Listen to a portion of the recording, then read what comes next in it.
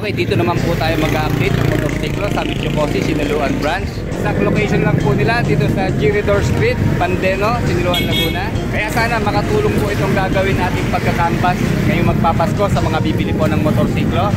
Kung malapit po kayo dito sa Sinaluan, kahit linggo, bukas po sila, kaya pasyal-pasyalan po. Okay, pasok na tayo. Although hindi po sila air condition, pero ang ginhawa po dito, lalo ngayon malamig na ang panahon. So dito, hindi mababasa sa ulan ng kanilang mga motorsiklo. Okay, nandito po sa harapan nila yung Daang Hari 150 ng Euromotor. Ang updated price po niya ay nasa 50,900 pesos. Okay, ayan po ang kanyang mga presyo sa iba't ibang terms. Hindi na natin isa-isahin at marami-rami po itong motorsiklo na kakanbasin natin. Okay? Tatlo ho sila. Isa ay black na decals at kulay blue na decals naman po dito. And then ito po yung kanilang mga libreng helmet. Ayan, half face po na Makoto helmet. Quarter face na po siya. Quality rin naman po yung kanyang helmet. Ayan, kompleto with ICC sticker.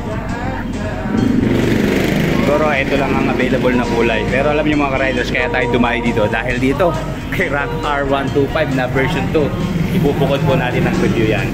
At yung presyo mamaya na rin po ha, at wala ko siyang nakalagay na presyo eh. And then katabi naman po niya si Biberman 150. Ito po yung manual transmission na 5-speed ng Euromotor.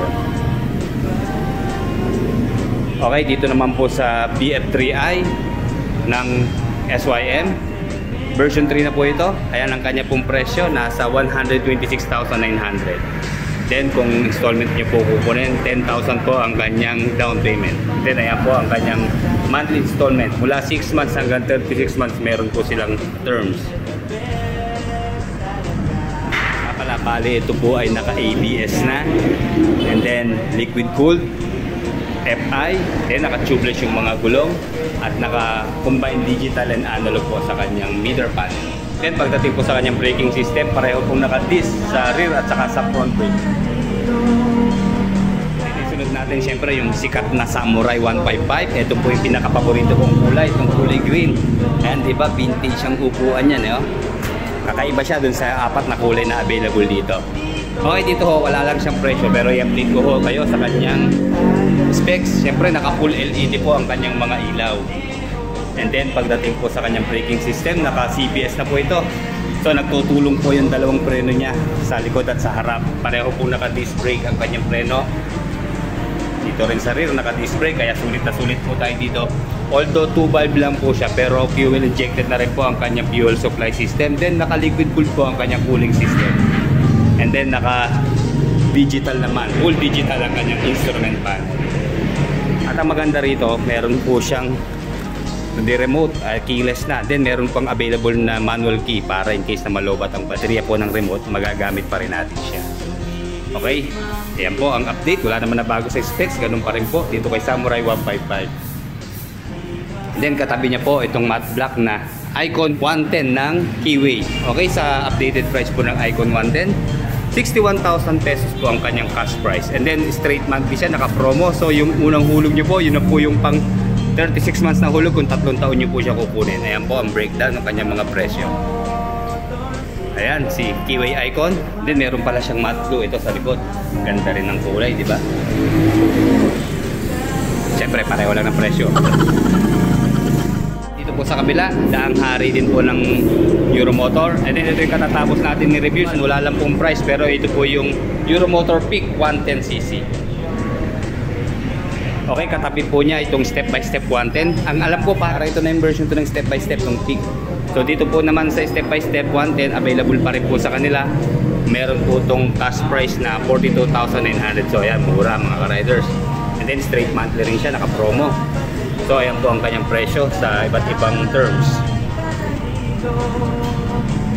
Okay, available din po dito ang Keyway Happy Racer 152.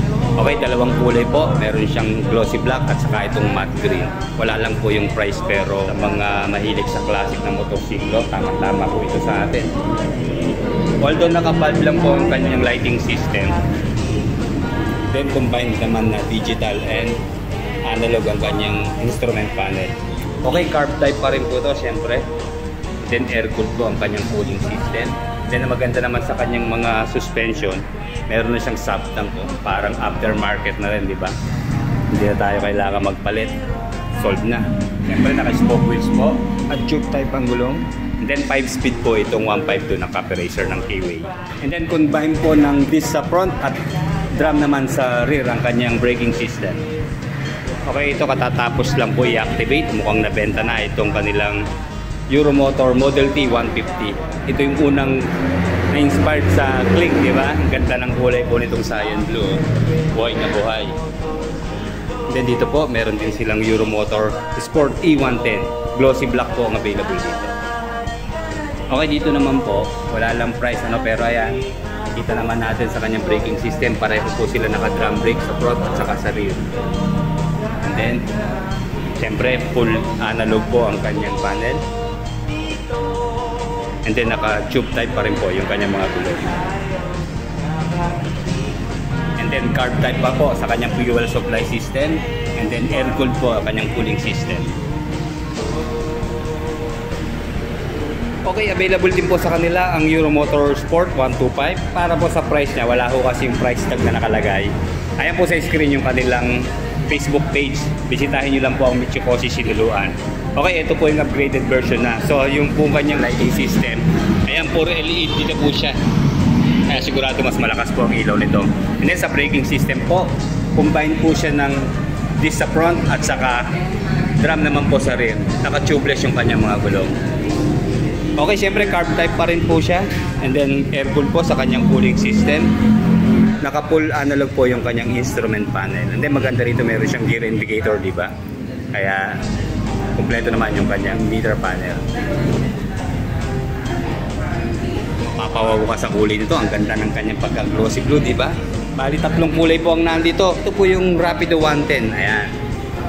Okay, meron po siyang kulay glossy blue, glossy red at saka matte black.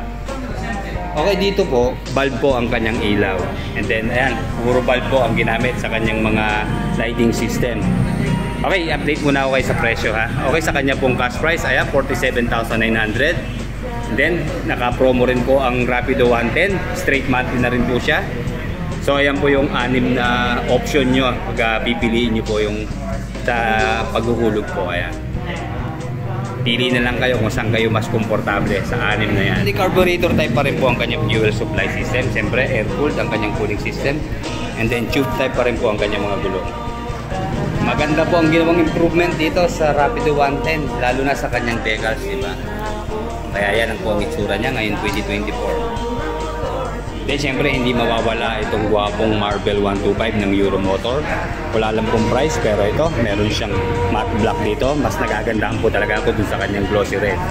Okay, yung katatapos lang natin i-review, si Euromotor EZ125. Ito po yung review natin sa Victoria. Ayan, meron pong available na kulay white dito. And then katabi niya yung K-Way icon pa rin na 110 na cyan blue. And then ito pa isang matte blue ang K-Way icon. Meron pa rin po sila ng Euromotor Model T 150. Ito po yung carb type. So available po dito yung kulay red at saka itong glossy black. Nga pala, ito kung isang nadaanan natin, itong cyan blue, carb type pa rin po pala ito. Sorry, harang FI ata napanggit ko kanina. Okay, yun nga po. Sa lighting system niya, maghahanda, sulit na sulit dahil full LED na po siya mula sa DRL, headlight, turning signal, saka sa kanyang tail lights. And then air-cooled pa rin po ang kanyang cooling system. And then naka-tubeless naman po yung kanyang mga gulong. Ang braking system po niya, drum sa rear at saka disc naman sa front. And then naka-fully digital naman ang kanyang instrument panel. And dito naman po sa likod, ayan, kapareho lang din po nung mga nauna nating nadaanan, iba lang ang kulay. Nandito pa rin po siyempre yung Euromotor Sports R125. Marvel 125, Lieberman. Okay, ito yung magandang kulay. Kulay green. Tayong maingay, may nagtatransact. Hingay natin. And then may mga ripo po sila. Ayan, marami. Almost sariwa pa yung itsura ng kanilang mga ripo. Ayan, pasyal-pasyal lang po kayo. Lalo na sa malapit sa Siniluan, Laguna. Dito sa ika-4 na distrito ng Laguna, marami po tayo mapipiling magaganda at quality motorsiklo dito. Okay, ano ba itong isang to? Mukhang na-upgrade na to eh, pero mukhang batak din po ito o repossessed din po itong motor na to.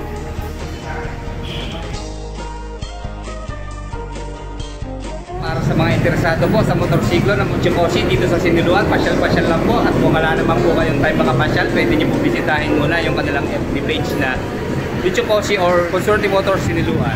Like, comment, and subscribe sa ating channel. Salamat po.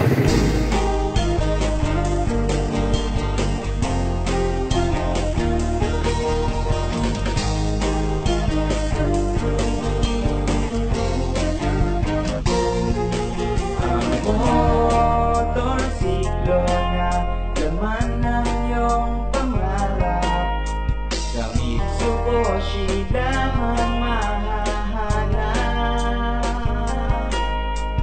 Solid na makina,